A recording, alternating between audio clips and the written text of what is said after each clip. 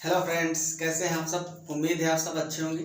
तो आज हम लोग लाइसोसोम के बारे में पढ़ेंगे।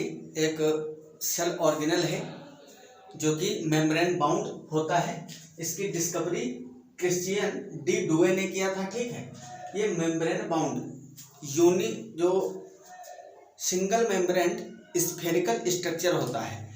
इस तरह से ये लाइसोसोम दिख रहा है। एक वैक्यूल ही है, इसका स्ट्रक्चर कोई बहुत ज़्यादा कॉम्प्लेक्स नहीं है। एक बाहर से सिंगल लेयर लिपिड की लेयर चढ़ी होती है और स्फेरिकल बैग होता है, बैग लाइक स्ट्रक्चर। इसके अंदर केवल हाइड्रोलिटिक और डाइजेस्टिव एंजाइम्स भरे होते हैं। तो ये बहुत ही इम्पोर्टेंट होता है, क्योंकि जैसे कि हम लोग अपने घरों में सफाई करते हैं, हर कोई करता है। ठीक है, और कभी कभी क्या होता है, आस पड़ोस के लोग कहीं मान लो घूमने चले गया, किसी चीज के लिए चले गए, ठीक है, तो उनके यहाँ बहुत सारा कूड़ा इकट्ठा हो जाता है।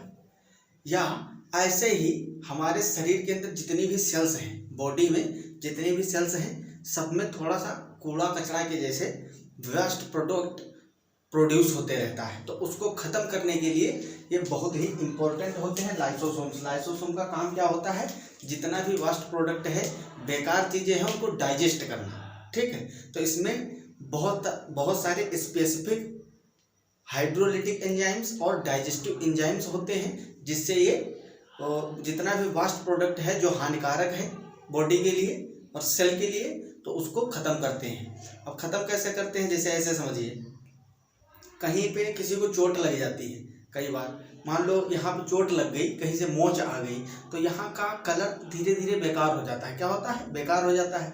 क्योंकि जब चोट लगती है तो मान लो ऐसा भी हो सकता है कि सेल के अंदर जो लाइसोसोम है वो फट गए, और जब वो फट जाते हैं तब क्या होता है, अगल बगल के जितनी भी सेल्स होती हैं उनको और खुद की सेल्स को तोड़ देते हैं, क्योंकि इसमें हाइड्रोलिटिक एंजाइम्स होते हैं। इसलिए जब ये फट जाते हैं, इनकी लेयर जब टूट जाती है, तो ये तहलका मचा देते हैं पूरी सेल में, पूरी सेल को डाइजेस्ट कर देते हैं। क्या कर देते हैं, डाइजेस्ट।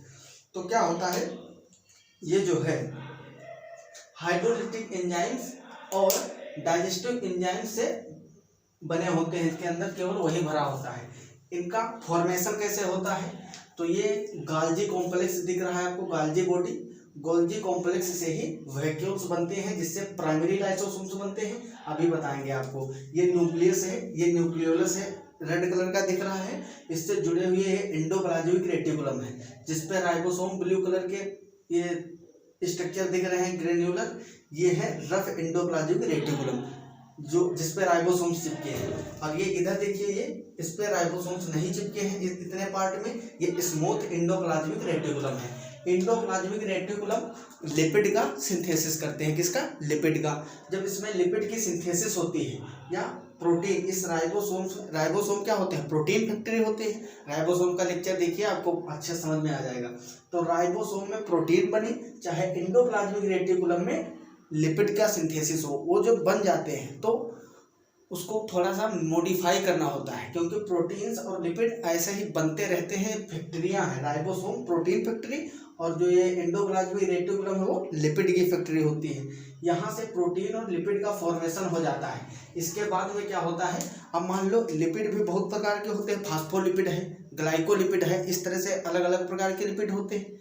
और प्रोटीन भी ग्लाइकोप्रोटीन है, ठीक है, बहुत सारे होते हैं, काफ़ी कैटेगरी में डिवाइड किए गए हैं। जब बायोकेमिस्ट्री पढ़ेंगे हम लोग तो उसमें प्रोटीन लिपिड का क्लासिफिकेशन भी पढ़ेंगे। ठीक है, तो यहाँ पे जो सिंपल लिपिड और प्रोटीन का सिंथेसिस होता है वो सीधा इसमें घुस जाते हैं गोल्जी कॉम्प्लेक्स में। गोल्जी कॉम्प्लेक्स के दो पार्ट होते हैं, जो एंडोप्लाज्मिक रेटिकुलम, ये न्यूक्लियर मेम्ब्रेन की ओर जिसका फेस होता है उसको बोलते हैं सिस फेस, या मतलब सेम फेस। और वो अपोजिट वाला होता है ट्रांसफेस। ये ट्रांसफेस हमेशा सेल मेम्ब्रेन की ओर होता है। किधर होता है, सेल मेम्ब्रेन की ओर। ठीक है, तो इसमें दो पार्ट हो गए, सिस और ट्रांस। ठीक है, इसको कॉन्वेक्स और कॉन्केव भी बोल देते हैं। और इस तरह के पार्ट को जो सिस है, इसको फॉर्मेटिव फेस भी बोलते हैं। क्या बोलते हैं, फॉर्मेटिव फेस। यहाँ पे लिख दे रहा हूँ, फॉर्मेटिव फेस। ठीक है, और इधर जो ये ट्रांस फेस है इसको बोलते हैं मैच्योरेटिव या मैच्योरेशन फेज, मैच्योरेशन। ठीक है, तो इस तरह से, क्योंकि जो फॉर्म हुए हैं यहाँ लिपिड या प्रोटीन, वो मॉलिक्यूल मैक्रो मॉलिक्यूल का बैग जो है वो सीधा घुस जाता है इसमें।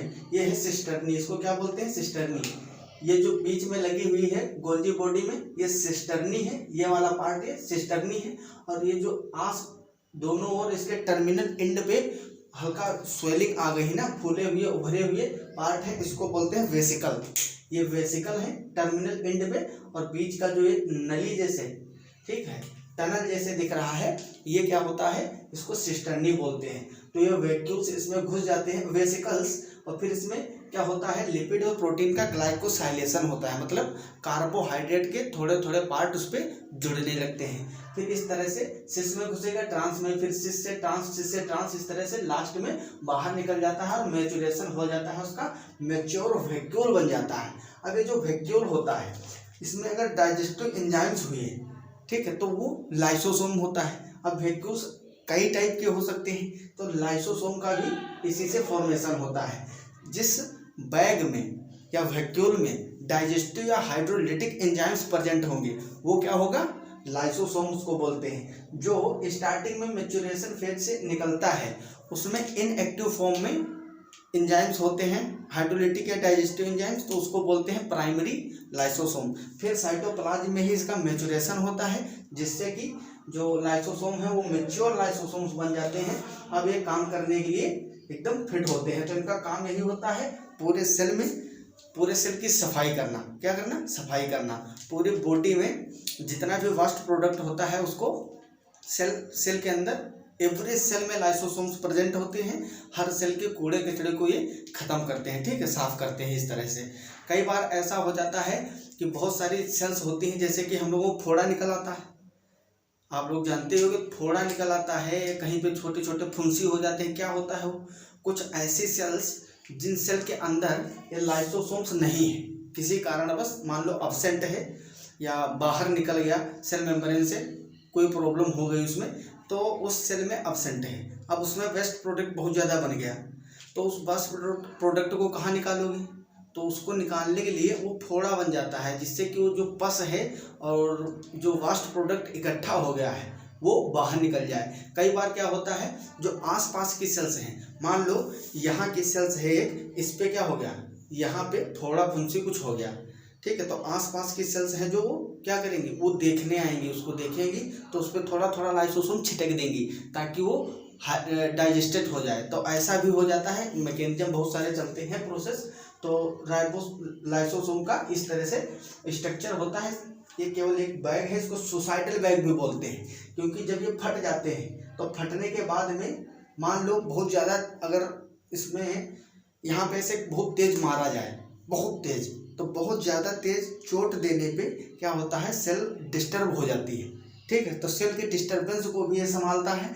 और सेल जब डिस्टर्ब होती है, मान लो बहुत ज़्यादा चोट पहुंचने से लाइसोसोम फट जाए, तो लाइसोसोम अदर लाइसोसोम को भी डाइजेस्टेड कर देते हैं, और बाकी जितने भी सेल ऑर्गेनेल्स होते हैं और सेल मेम्ब्रेन होती है, हर पार्ट को, सेल के जितने भी पार्ट हैं उसको क्या करती है? डाइजेस्ट कर देती है। तो खुद को डाइजेस्ट करने के आधार पे इसको बोला गया है कि इनको सुसाइडल बैग बोलते हैं, आत्महत्या की थैली बोलते हैं, खुद पे भी हमला कर सकते हैं, ठीक है। तो आप लोग इसको पॉज करके नोट कर लीजिए, फिर इसके कुछ नोट्स हैं, आपको लिखवा दूँ, नोट करवा दूँ, जो मेन पॉइंट है लाइसोसोम के, पॉज करके नोट कर लीजिए।